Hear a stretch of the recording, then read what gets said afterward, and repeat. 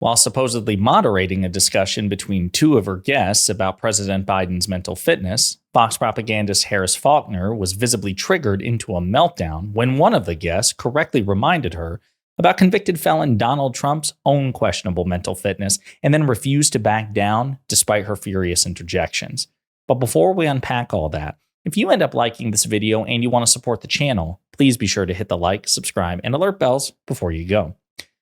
All right, friends, we have several clips to look at in this video, and they are all wildly entertaining, starting with this one here from the Fox Propaganda Network. So Harris Faulkner is supposedly one of the straight news journalists, the hard news journalists, right? She's not like Greg Gutfeld or Jesse Waters, but in fact, she is, like most of them there, right? And now she's moderating this discussion, and there's a pro-Trump, anti-Biden person who is presumably perfectly capable of defending their cult leader, and yet Faulkner is so triggered at the notion that her cult leader's mental fitness is questioned that she feels the need to take up the challenge on his behalf. So we're going to play this clip and unpack it together, but also please pay particular attention to the polls and stats that she selectively cites because we'll be talking about them at the end. However, recent polling finds the president's acuity is a major issue. This one. Trump is beating Biden by nearly 2-to-1 margin when it comes to having the mental sharpness to be president. 28% say Biden is too old to be president, compared with just 2% who say the same thing about former President Trump. A Fox poll also shows that most voters say Biden is not mentally sound enough to be president. Well, that's interesting. Those are all different ways of saying one single thing. They agree that he's not mentally fit to be president. David Avella, GoPac chairman, and Matt Bennett, co-founder of Third Way and former Clinton White House deputy special assistant. Great to see you both. Matt, I'm going to start with you because to me, this is really less about age and more about meeting the moments here at home and on the world stage with the most mental acuity that one can bring with him. Yeah, I agree with you. I mean, these guys are functionally the same age. Donald Trump is 78 years old. And I think there can be all kinds of debates about who makes more gaffes. I mean, Trump confused Nancy Pelosi and Nikki Haley. I actually don't think that there can be debates because I haven't seen former President Trump falling and tripping and having those moments of wandering. And I'm saying irrespective of what we've seen in the last 96 hours. I mean, previously and leading up until that point. I mean, there have been some moments. Wrong. I mean, it's not true. I mean, Trump we have some on screen while you talk. Script. He talks about sharks and electric boats. He confuses people. He said that Joe Biden ran against Obama in a general election. I mean, he makes all kinds of mistakes. But I will say this. We can argue about this all day. These two guys are going to be on a stage with no notes, no aides, no intervention, and Americans are going to be able to see who has more mental acuity. So I love that performance from Matt Bennett. I really did. I mean, he's somebody who obviously refused to accept the dishonest, one-sided framing that Harris Faulkner is trying to impose on everybody. And indeed, most of right-wing and even mainstream media are trying to impose on everybody. You know, this question about mental fitness is one that surrounds both of the candidates. But as we've talked about, we've demonstrated time and time again, this is simply a fact. Even the mainstream media tends to grade Donald Trump on a curve. They simply do. They tend to hyperfixate on the gaffes and mistakes of President Biden and grade Donald Trump on a curve, give him a pass for either, again, ideological reasons, as is the case for Fox, or for, I think, a combination of motivations for the rest of the mainstream media. Now, she also mentioned, Biden wandering and tripping and falling, and Trump doesn't do that. We'll get to all of that. But first, I want to focus on the polls and the stats that she cited, because she was, of course, very dishonest with these things. There are three panels here referencing two polls. The first two referencing an ABC News poll, and then the third one referencing Fox. Let's go point by point here. So mental sharpness to serve as president, Biden, 23% say that Biden is mentally fit to be president, and 42% say Trump. Now, immediately, anyone paying attention should notice, well, doesn't that mean that 58%, a majority, aren't endorsing Donald Trump's mental fitness, that they think he doesn't have the mental fitness to be president, or at least won't commit to saying that they do? Yes, exactly. So according to that ABC Ipsos poll, when they say, has the mental sharpness it takes to serve as effectively as president, 23% say that applies to Biden more. 42% say that applies to Trump more, but 34% say it applies to neither. So yes, folks, 58% of the respondents in that very poll, a majority, think that Trump doesn't have the mental soundness or mental sharpness to be president. Now, fast forward real quick, skip to the third poll, right? Biden has the mental soundness to serve as president. That's from a Fox poll. Notice how she makes a big deal. Guys, 57% say that Joe Biden doesn't have the mental soundness to serve as president. The majority doesn't. A majority says he doesn't have the mental soundness to be president. But 58%, which is 1 percentage point more than the 57 she's citing here, she conveniently ignores when it's against Trump. You see the game that these Fox propagandists play? A majority saying something bad about a presidential candidate is only important if that presidential candidate happens to be Joe Biden. But let's refer to the second panel. Too old to be president. 28% say that Biden is too old to be president compared to 2% for Trump. Oh my gosh, that must mean that 98% of respondents believe that Donald Trump is young enough to be president. Not quite. So if you refer to the poll, they say, which of these best fits your opinion? 28% say only Biden is too old. 2% say only Trump is too old. But, and this is the kicker here, 53%, folks, 53% say that both Biden and Trump are too old. That's not good for Trump. That is a damning quote for Trump. That's a damning figure for Trump. Now, you might say, well, it's worse for Biden. Okay, fine. Make that argument if you want. But that does mean that a majority think that both Biden and Trump are too old to be president, according to that poll. But Harris Faulkner never mentions that. She only cherry picks the bad stuff for Biden. And then in that last poll, a Fox poll, they talk about, again, doesn't Joe Biden have the mental soundness to be president? Well, they also asked that question about Donald Trump. And again, not exactly a great stat. 50%, half of the country, half the respondents say, yes, he has the mental soundness to be president. But 50% say he doesn't. 49% say no, and 1% say that they don't know. So that means even in the most generous stat here, half the country thinks that Donald Trump doesn't have the mental soundness to be president. And yet, the Fox Propaganda Network doesn't mention that. This is what I'm talking about, folks. They cherry pick the data for only bad stuff about Biden, when in fact, there's plenty of bad stuff on that very same score, mental fitness, for Trump. So if you're having an honest conversation about that, you should be talking about it for both candidates and evaluating them by the same standard, and then see substantively who looks better in the end.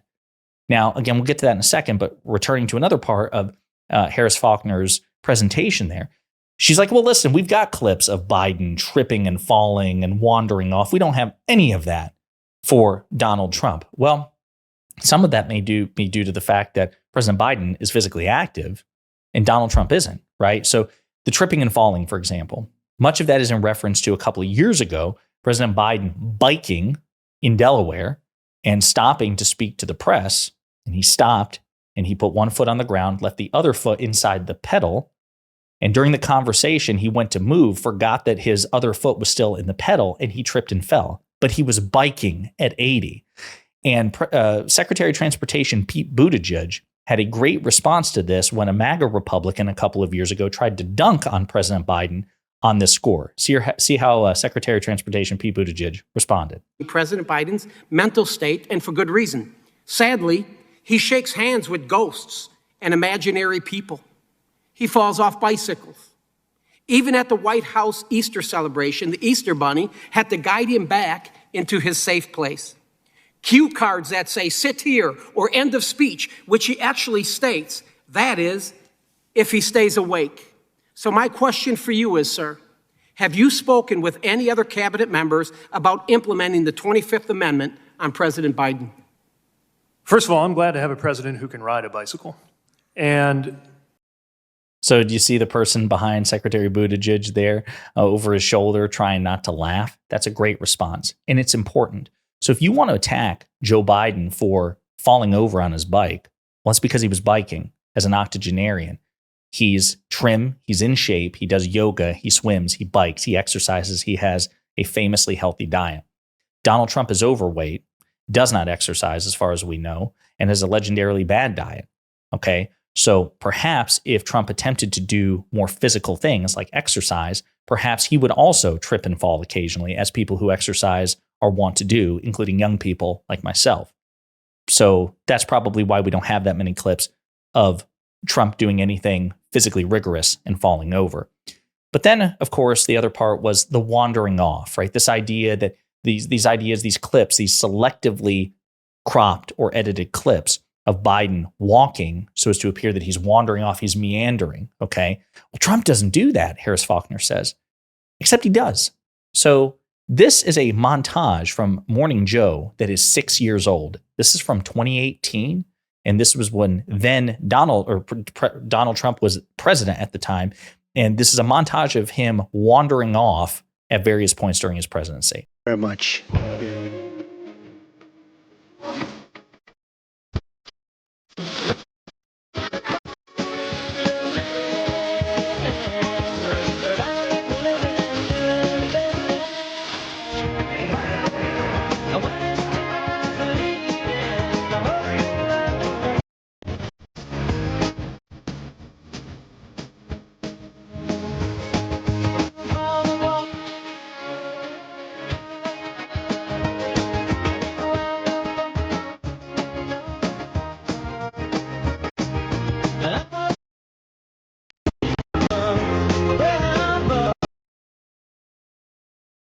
And then the clip de-reses there, but again, he walked off stage when he wasn't supposed to, leaving the other guy there going, where'd he go? But folks, that clip is 6 years old. Those clips are at least 6 years old. It's a montage from 2018. It's easy to forget about this stuff. It is. And I say this as somebody who's inundated in politics. I forgot about that because Donald Trump has done so many stupid, embarrassing things. It's really hard to keep track. You'd have to have like some sort of dedicated artificial superintelligence to keep track of these things. But that's precisely what Trump, MAGA Republicans, and the Fox propaganda network are banking on, that you will have forgotten about that easy to forget. Because, of course, they will never remind you of that. They probably didn't play any of this stuff when it originally aired because they grade Trump on a curve. And the mainstream media isn't going to regurgitate this stuff either, although there are signs where they're starting to, take accountability. Like, you know what? There has been an asymmetry here. Perhaps we should pay closer attention to Trump's gaffes as well. That's why you and I and everybody else, we have to do our part. We have to remind people like, hey, listen, if you want to ask questions about the candidate's mental fitness, perfectly fair. That is something that is reasonable to evaluate. It's reasonable to demand mental fitness from the person who would be the most powerful person on earth.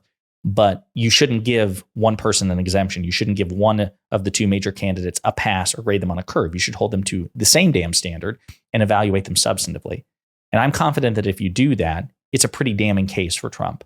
Because he is also, as Bennett there pointed out to Harris Faulkner, he's confused names, places, dates. He's confused, substantive conversation. Like he's actually incapable, really, of substantive policy conversations. He's not particularly loquacious or verbose, and he has also wandered off. And he would probably trip and fall if he attempted to do things that were physically rigorous, like biking. Okay, this is the point. We should not cede an inch. We should not give a single inch on this topic, folks, because we're not at a disadvantage except for media coverage. Like, think about that. Think about the stats I showed you, how in poll after poll after poll, a majority of Americans have doubts about Donald Trump's mental fitness, despite the fact that he's graded on a curve. President Biden is put under a microscope all the time. Fine. But that same microscope is not applied to Trump, and he still doesn't have the confidence of a majority of Americans? That means that he is particularly vulnerable to these sorts of attacks and criticisms, which means we shouldn't give an inch. We should defend at every point and make it a point that if you're going to ask questions or call into question Biden's fitness, you're obligated to do the same for Trump and then have an honest accounting. And if you do, it'll end up at the same place, which is, whether you like it or not, President Biden is simply more competent than Donald Trump, which is probably why he's gotten much more of his agenda accomplished under similar circumstances to Trump. He just understands the job better. So I love that energy that was brought to the Fox News Harris Faulkner clip. I love the fact that the guest did not give an inch on this, did not accept the one-sided framing and made a point like, listen, if you want to ask questions about Biden, we're going to do the same thing about Trump. And even when she says, no, you can't have a debate about it. Yeah, we can. Yeah, we will. And yeah, we should. Let me know what you think in the comments.